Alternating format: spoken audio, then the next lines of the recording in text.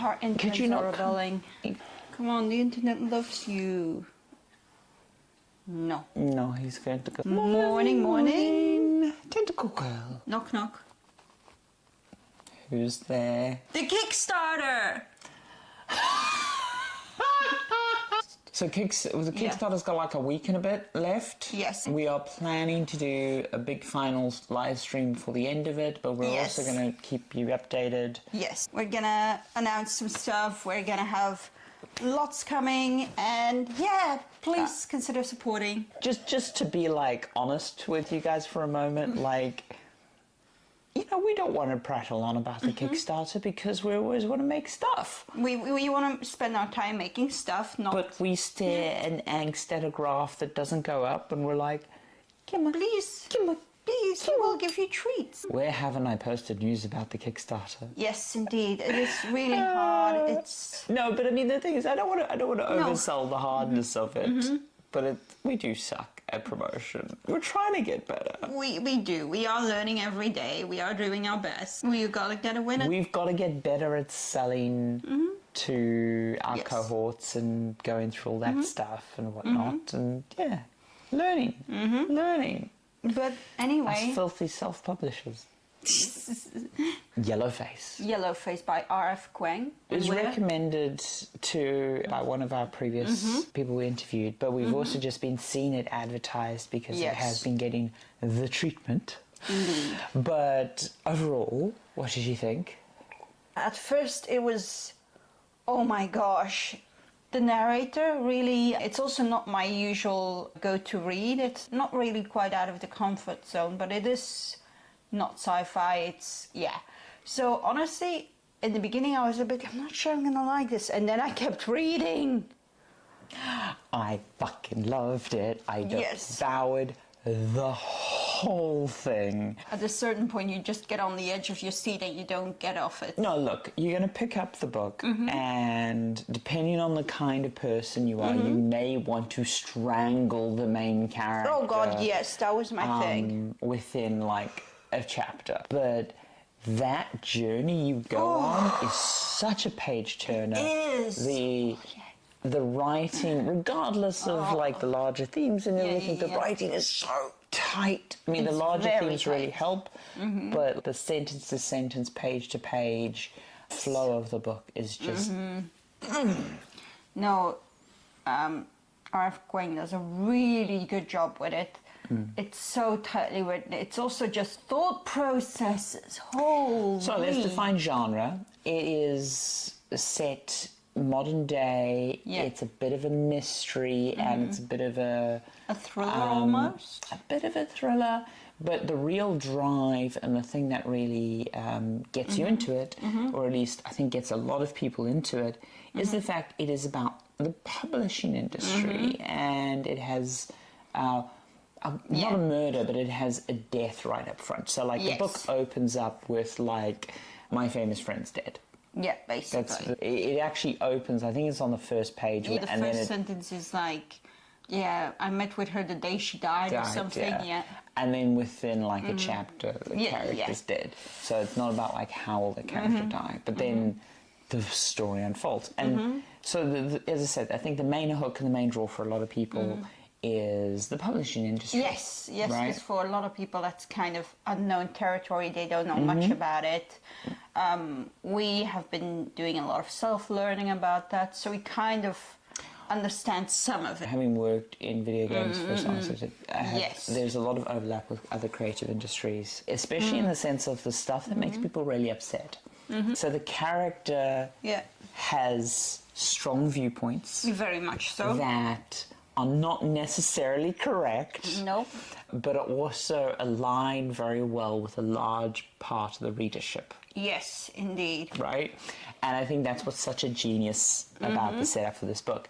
Not only in terms of the race issues, which we'll talk about later, but especially in terms of the publishing industry. Yes. Because I think, because there's some stuff that's true and there's some stuff that's not, but everyone does kind of acknowledge that the publishing industry chooses winners. Yes. And it runs with them. And that's really frustrating to anyone who's not a winner. Of course. And it's also a very tempting thought to be like, oh, you can't win, the system just is put against you. No, and I think, you know, there's a lot of people who throw out things of like, oh, it's so much easier if you're XYZ or whatever. Yes, and we've seen that during recent scandals where, for example, debut authors have mass downvoted, mass review bombed the debut novels of POC writers in their kind of graduation class because they felt, oh, they're getting much more chances. But the thing is, we see this, as I say, in pretty much all creative industries. And and I don't want to harp too much on this point because it's also really fascinating. If you don't know much about the publishing industry, the book does introduce you to the sort of life cycle of a book and how it goes through it. Very lightly, very pop thing, but it really drags you through the journey, which is lovely. But the thing that we often say to other game developers, and as I say, this applies in the games industry, and especially applies with marketing, people like choosing winners. And the thing is that the very first people you have to sell on your book or your game or your song or whatever is actually your creative peers or the people who are going to support you. And winning their support is the first sign you're onto a good thing. Of course, yeah. And sometimes winning their support is easier because you've done something in the past, you're friends with them. Yes. They know you. They know you maybe on the same wavelength, whatever. There's a lot of reasons why you win their support, much like when you sell things to people. There's a lot of reasons why people like the thing you sell. But that's the sort of first sales journey you go on, really, is convincing your peers.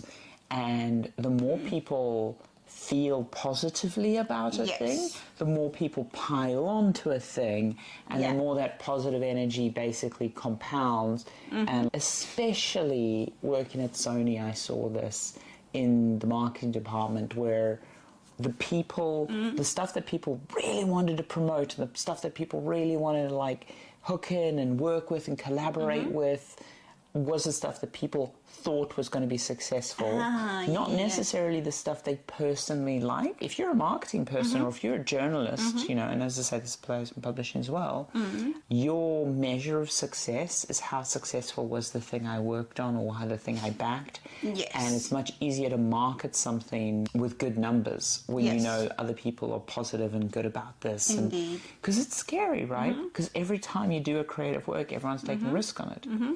You're spending like a year, 2 years on that, and you want to make sure that when those 2 years are done, when your effort on that is done, it's gone somewhere because, And oh my God, the book does such a good job of, because comparing, she's at the start of the book already had her debut, but like, and to be clear, a lot of people would be jealous of her debut in the sense of she got a publishing house, she got an agent, she went through the stuff. But like so many people in that position, it was a lackluster thing.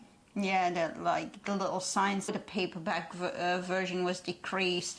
Oh, we're just gonna cut some cities from the book tour and stuff like that. So it's just like, adjust your expectations. Even when you get a publishing deal, it doesn't mean everything's roses and you're the next Stephen King or something. But then she goes through the Golden Child path. Yes. And she experiences that. And I can see how overwhelming that would be. But it's also the pettiness of her. Oh, you guys all slept on me and you guys all did this and you guys didn't treat me well. Readable. It is, but she begins to get this. She starts to believe the hype about herself, and it's really sort of dangerous because she's starting to do things that really, really piss people off. And I think that is a problem. Like, she believes the hype so much that she sets up her own demise. But so many people do. I know, it's And you're on the journey, and she does such a good role of writing that strong first-person flavor, and you feel like you're inside the person's head, seeing their thoughts twist. Yes, because we are very much inside the main character, Juniper Hayward, whatever. Juniper Song Hayward. Yeah, Juniper Song Hayward. Junie. Junie. Junie. And especially because so many of the topics between creative freedom and between success and between a lot of the racial stuff is fraught with troubled thoughts and a lot of problematic cultural things and a lot of things that people go down. I think this was 100% the right way to write this book. Very much. Because we see the debut of this author, because we read about how badly it's gone for her, about the disappointments and her thing that she thought she was setting up to be someone. You kind of want her to win, and then you're like, no, I don't. Well, because the thing is if you, it would be really interesting to do a critical rereading of the book, but if you critically analyze the scenes in the book, trying to remove her internal biases, you will find that she gets given so many golden tickets, she gets given so much support. Like when one of the things blow up in her face and she's nervous to talk to her agent and her publisher, but then her agent and her publisher are there with shovels. They're just completely on her side, and even like when she's talking about, oh, my agent hates me, she's still got her agent, which is a part a lot of writers would kill for. And I mean, the thing is also at the start when she's talking about some of the professional relationships she has, she's basically bitching because they're not like taking her feelings into account and she's not treating it like a professional relationship. It's like, bitch, I got like 50 emails to get through today. I'm not going to spend an extra paragraph writing, oh, I hope this email finds you nice. It's like, this person gave me attitude when really this person is just trying to do a job.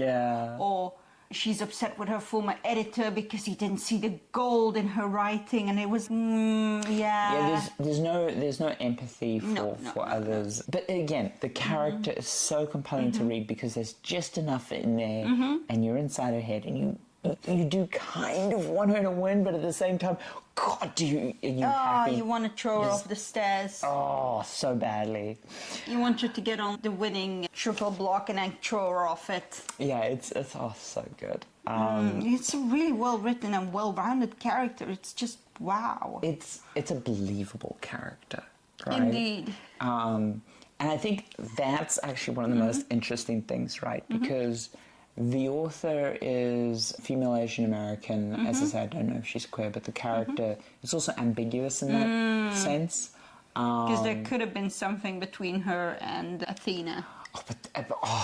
There's a thing. So, right towards the end of the book, without spoilers, there's a bit where she is writing about her relationship with Athena, and then there's something really early on in the book where Athena talks about like how editing is like having sex with your editor, that editing process. Oh, yes. And the thing is, there are so many, there are the subtones, but then at the end of the book when she's talking about writing, basically queer baiting, it's really interesting because it's like, is this the author self-commenting on their work in that they dialed that up specifically to queer bait the book a little bit? Because the book is no way queer in that sense. I would not call it a queer book. The relationship between Athena and June is very ambiguous. Like, sometimes she describes it as, oh, we were best friends and I was her only friend. And then other characters will be like, yeah, she barely talked about you, sweetheart. Yeah. So it's, was she not? We don't really know. We have no. And I mean, I think that's what makes it an interesting read, is we are limited to the inside of this woman's head.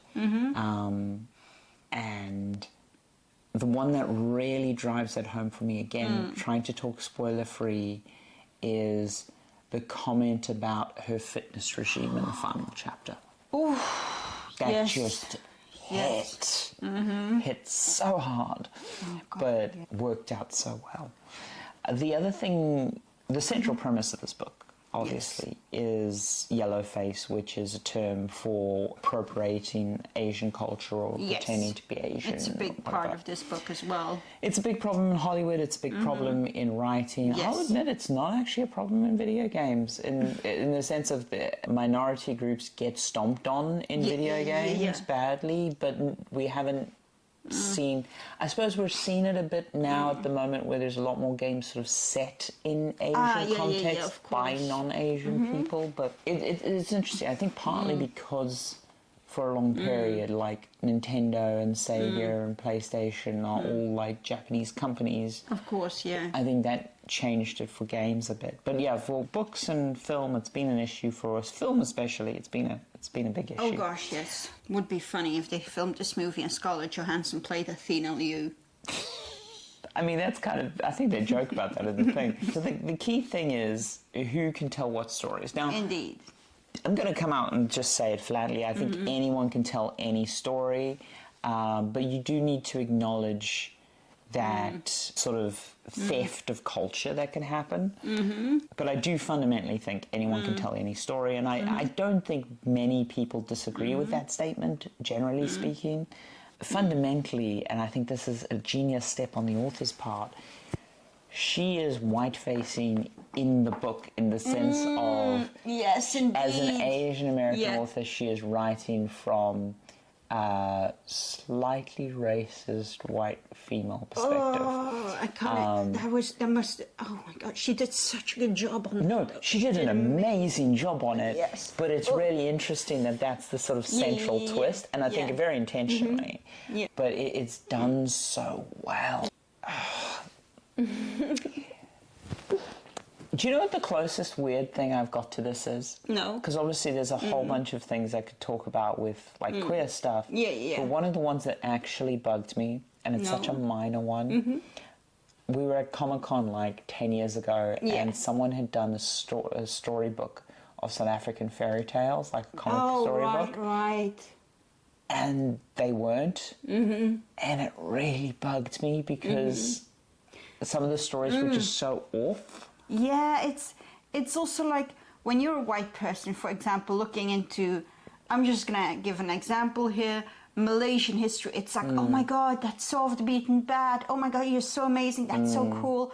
But when you, for example, are a Malaysian person writing about Malaysian culture, it's like, yeah, it's kind of what we expect from you, and that's kind of what the industry wants from you. There is a bit in the book about like how Asian authors are basically expected to tell immigrant stories and family stories, and that to get out of that is really hard. So there's a certain prestige that you get as a white author when you go into that. Well, there's a freedom. I think that's the thing that's not acknowledged by enough people is white authors generally are given broader range.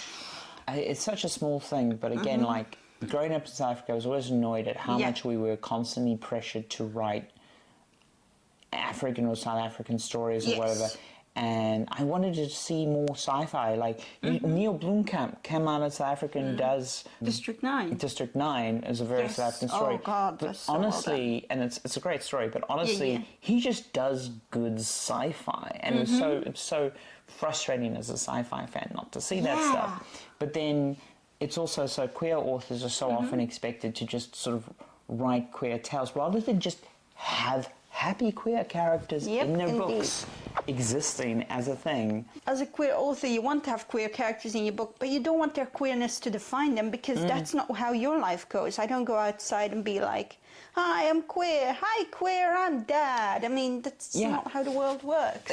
This is it. You just kind of want to normalize. You just want to live. You want to live your life, really. Yeah. But yeah, the book does a really good job of it. I feel like it handles it really sensitively, and I think the fact that it approaches it from inside this woman's head makes it... Yes.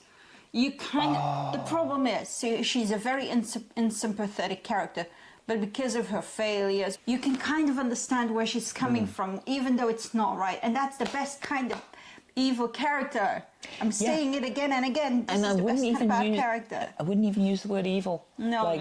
She is just a flawed character. The thing is that like some of the critique against her, like when she's getting Twitter hate bombed and stuff, is just wrong. It's just wrong to do that to a person, and a lot of critique that she gets on what she did is again wrong.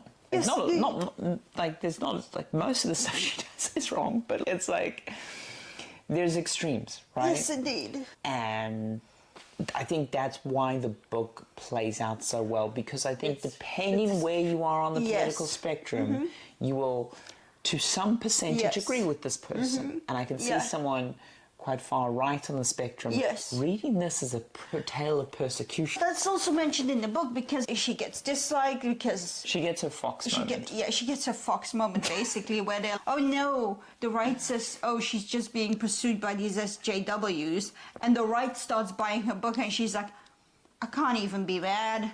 I mean, like, she's like, look, I don't like these people, but the royalty checks are coming. Yeah, and she even mentions like, oh, I got an interview request, but then I looked at the podcast and I was no. No, yeah. Yeah. It's honestly, this book is a gem. Pick it up. It's such a compelling Very read. good, very good. That's everything from us today. Yes. Don't forget to check out the Kickstarter. And have a great day. Toodles. Bye-bye.